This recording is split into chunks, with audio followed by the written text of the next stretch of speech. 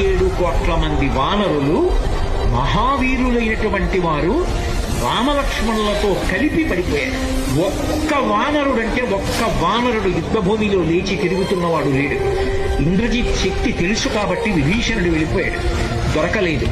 స్వామి హనుమ ఏ అస్త్రము చేత బంధింపబడరు కాబట్టి హనుమ ఒక్కరే ఉన్నాడు.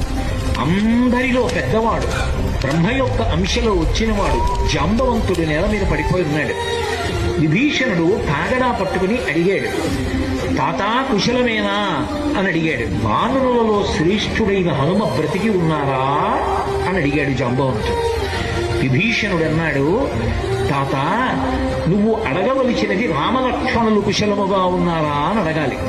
హనుమ కుశలముగా ఉన్నారా అని అడిగారేం తాత అని అడిగారు. మొత్తం వానరులు రామలక్ష్మణులతో కలిసి పడిపోయినా కూడా నష్టం లేదు. హనుమ ఒక్కరు బ్రతికి ఉంటే మళ్ళీ అందరూ బ్రతుకుతారు.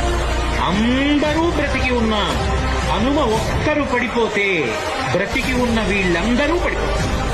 అందుకే నేను హనుమ బ్రతికి ఉన్నారా అని అడుగుతున్నాను.